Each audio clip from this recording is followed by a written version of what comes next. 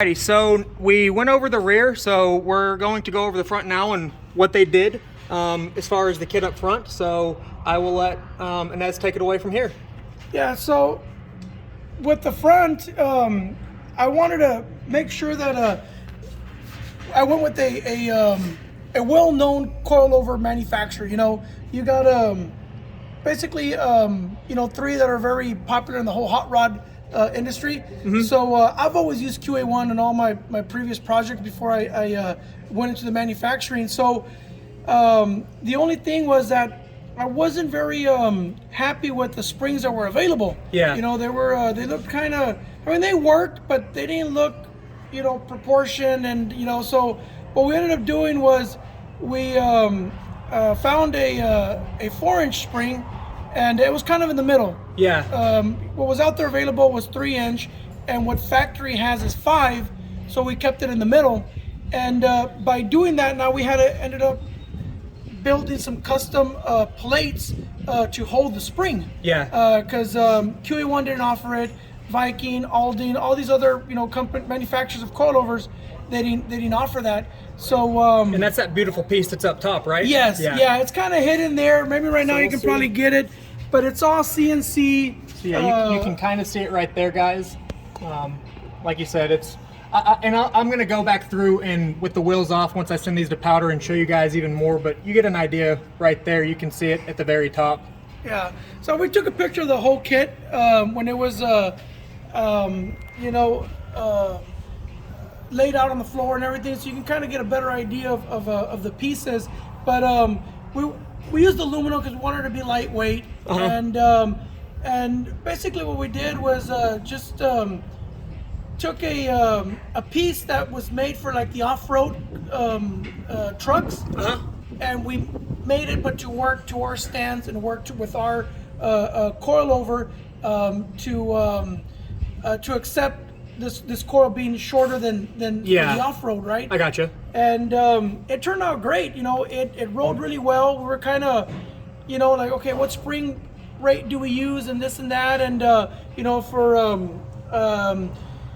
being that it was a 4x4 and then 2-wheel drive, the additional weight, so we ended up choosing the correct spring for the 2-wheel drive and the 4-wheel drive. And so right now what we only have is just for single cab. We got it for the 15 through 20, and of course for yours is a 21. Yeah. And later on we're gonna come out with the correct spring for the 4 doors. Okay. Yeah, but for right now that's all we have available.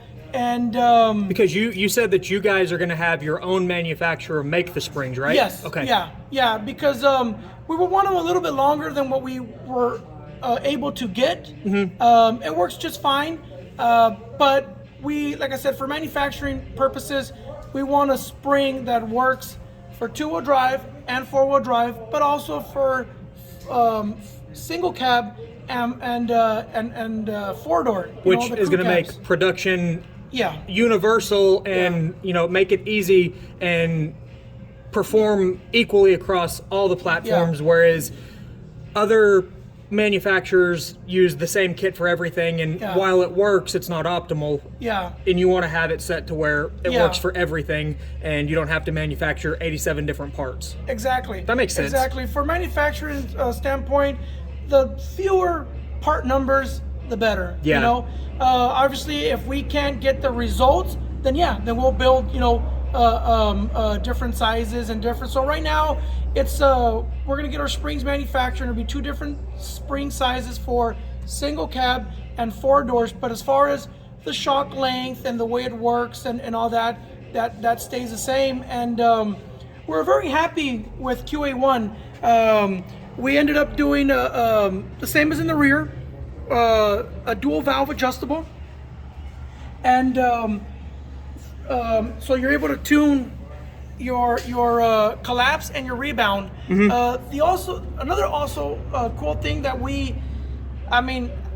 this is where like me wanting to come up with the best, knowing what's out there, I wanted to come out with something a little bit better, a little bit more easier for, again, the guy that's going to do it from his driveway or his garage. Yeah. So the shock is a complete OEM replacement. I mean, it'll come fully assembled from the box, and all you got to do is just the way you take out your original strut is the way you put this one in there.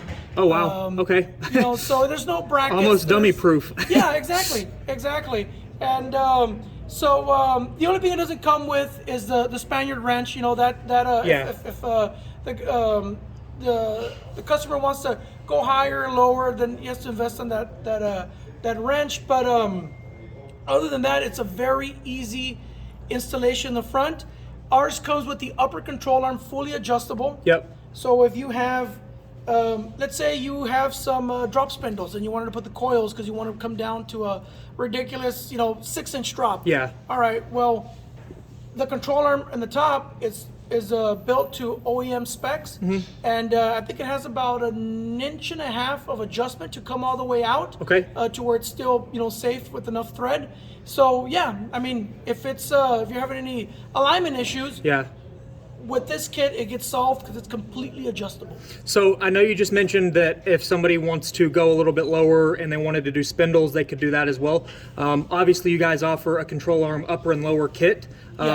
Would say if you've got a loyal customer such as myself, and after I've beat on this to the full potential and say I wanted to go another 1.5 inches, 2 inches lower, would I be able to keep the coilover that's on it and put your all's lower control arm on this truck without having to change anything else? So I want to say yes. Okay. In theory it should work that way, because you can our arms is 4-inch arms, and so you can set up the spring to be maybe at the coilover, crank it up to that way it only drops 2 inches, and then you get the rest with a controller, so you can be at a 6. Okay.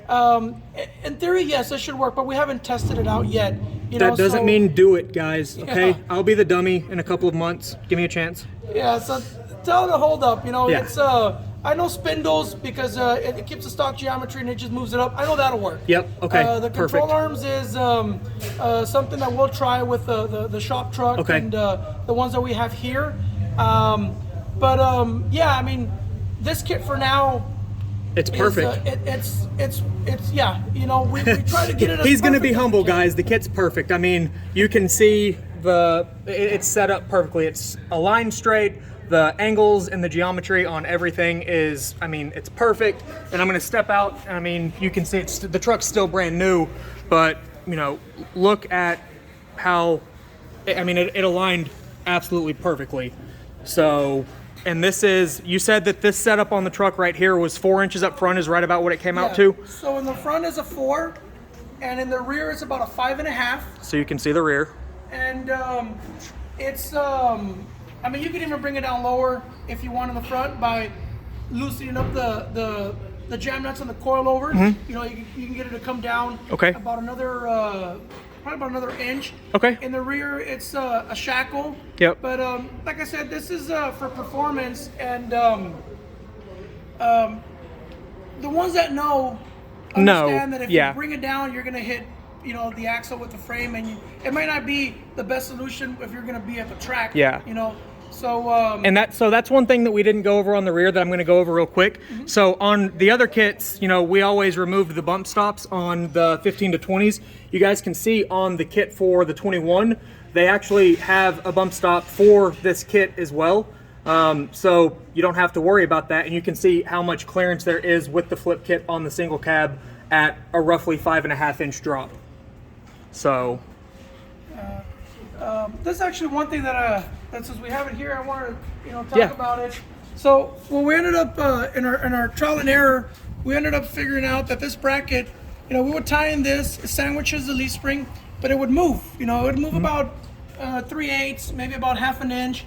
So we'd go back in there and tie in it a little bit more. So what we did is we designed this bracket here, and it pretty much grabs onto the original bolt, bolts up right here to the leaf spring, and it doesn't allow it to move anywhere. Yeah. And not only does it serve for that purpose, but it also centers the bump stop right to where the eyelid of the leaf spring is. So there's no guessing. Did I go too far forward? Did I go too far back? Is it installed, correctly? It's dummy proof for people like me. We try to make it to where it's easier for the average Joe to put it on, Yeah. Either way, this kit's gonna come with full instructions. Yep. But even if there's a question that maybe the average Joe might not know, or even a mechanic that is like, I never installed this kit, does it look right, or some kind of doubt, they're always welcome to call the tech line. Yep. And what's that number? it's 956-424-6901. And I'll put that phone number in the description as well, guys. This kit's going to blow up. I'm going to be posting lots of videos, and I know that they're wanting to do, make sure that it's safe and sound. There's not going to be any issues, and get some more miles on the kit. And that's what we're doing now.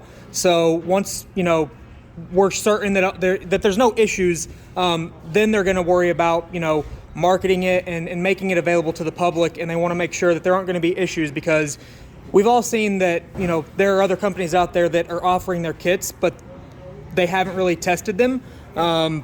There's not going to be any issues with this kit once it's available. Yeah, hopefully with your feedback, I want to say I got it 100%, but at the racetrack it's a whole different story. Yep. And I'm taking it to the track this weekend, guys. Yeah. So with your feedback, we'll be able to take that and how's it performing? Did anything move? Is something riding a little bit rough or that? And we can use that for future improvements. But right now we covered as much as we possibly can, and for as new as this truck is. Yeah. And but hopefully you guys enjoy it. Hopefully you guys like it. And again, if you guys have any questions, you can call us to the tech line. You still in my spotlight? You still in my spotlight here? Oh, you can call him. I don't answer the phone. You can call him, or you can call Victor. So on that side. What's up? I got Fords everywhere. Yeah, but we're happy with this kit. I mean, it's for future plans. This is something we're gonna incorporate for the Chevy. Yeah. And possibly the Dodge as well. Awesome. Well, I know that the last two trucks that I've brought to you guys to develop, I've driven down here and driven back up and been able to get feedback right away. Obviously, with this one, I wanted to, be one of those guys that had the window sticker in the window and all the stickers on and get it down here with 10 miles. But you can expect, as soon as I get home this weekend, there's going to be at least 10 passes made on it Saturday. So you'll have feedback right away.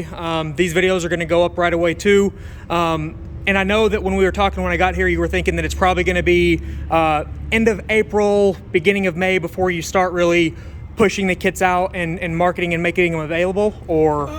So I want to actually go a little bit sooner. So basically off of your feedback, we tested it already on the 2020 model. 2015 to 2020. Yeah, 2015 to 2020. I have a four-door. My one of our employee has a single cab, so we tested it for about 2 months, and like I said, very little change from the 20 to the 21. And I'm actually gonna start production on this kit like about we're already mid-March, no? Yeah. Mid-March, towards the end of March, start production on it. I want to say the estimated time to finish. I'm only gonna start with 20 kits. First, a small little run, small batch of them, and I want to say it'll probably take me probably about a month. Okay. To get everything dialed in and get manufacturing up to speed. Yeah. And so yeah, I want to say roughly about the end of May, maybe mid-April.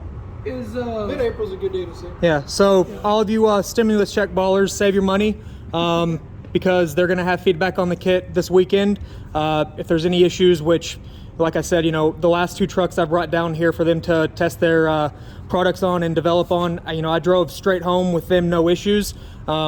This truck, I'm trailering at home, but you know, there's going to be 5,000 miles on this truck in no time. So they will have plenty of feedback, and you guys can expect some serious competition for you other manufacturers, because this kit it's beautiful, it's simple, and anybody can install it. I mean, what's better than bolt-in that's not going to go anywhere? So I'm super excited. I think you guys have just a once over and are going to check everything, and from there we're going to get it on the ground, and I'm actually going to take it for a drive. Yeah, So let's go for it. awesome. Thanks so much, guys. If you guys have questions, like I said, the phone number will be in the description, and then you can also message me too. I've learned quite a bit since I've been here today. We've done this a couple of times, and learned, so you know, feel free to message me. I am a dealer as well, so you know, if you have questions, you can reach out to me too. My email's in the description too.